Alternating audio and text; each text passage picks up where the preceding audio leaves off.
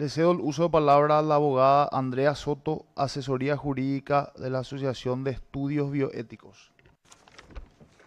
Buenos días, soy abogada, magíster en ciencias jurídicas y mi tesis de maestría se basó en el estatus del embrión humano en el ordenamiento jurídico paraguayo. Noto que este proyecto de ley se ha elaborado teniendo en cuenta la perspectiva de los progenitores, situación que genera un conflicto de derechos entre el derecho a formar una familia y a decidir el número de hijos y el derecho a la vida del embrión concebido en laboratorio. Porque la reproducción asistida implica pérdida embrionaria por su propia naturaleza de selección y descarte, lo que resulta en la muerte de embriones quienes, para la ley, son concebidos con derecho a la vida. En tal sentido, el artículo 50 de nuestra Carta Magna reconoce el derecho a formar familia y el artículo 61 reconoce el derecho a decidir libre y responsablemente el número de hijos.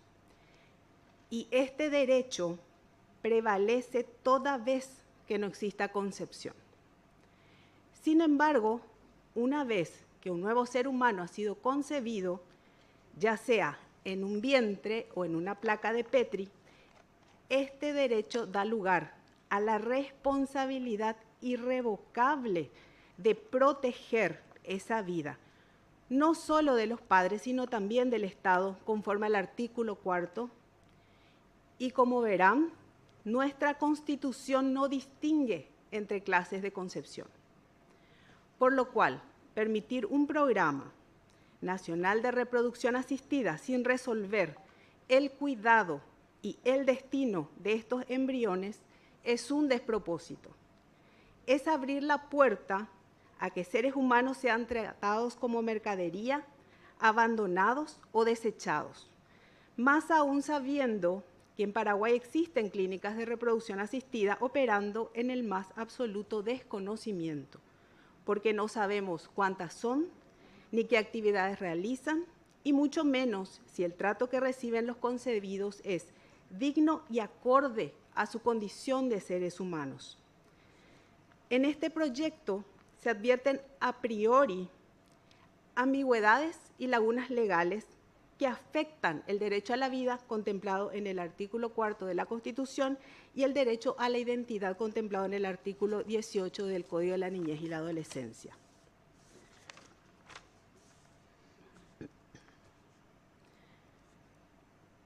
Por lo que antes de legislar sobre financiación de técnicas de reproducción asistida, primeramente debemos responder a estas preguntas incómodas.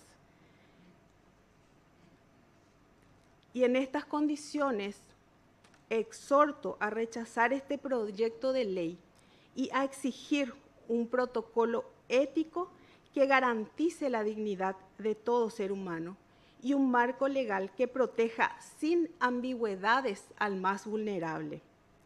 No legislemos desde la premura o la ideología, legislemos desde la ciencia, la razón y sobre todo desde la compasión y el irrestricto respeto a la vida humana tal como nuestra Constitución manda.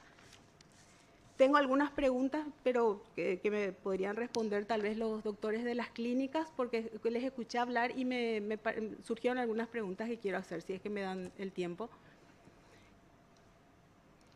Quisiera saber si ustedes conocen cuántas clínicas de reproducción asistida hay en Paraguay y qué hacen con los embriones criopreservados que no son utilizados por sus padres. Y, o sea, yo conozco dos, que son justamente Givir y Neolife, que son los que tienen páginas en internet, pero me han comentado que existen otras de las que yo no sabía, por ejemplo, en Coronel Oviedo, en una exposición, la presentación de uno de mis libros. Entonces, si los doctores tienen alguna estadística que nos puedan dar datos sobre estas preguntas. ¿Qué hacen con los embriones criopreservados que no son utilizados por sus padres? ¿Y cuántas clínicas de reproducción asistidas hay en Paraguay? Eso es todo. Muchas gracias. Muchas gracias.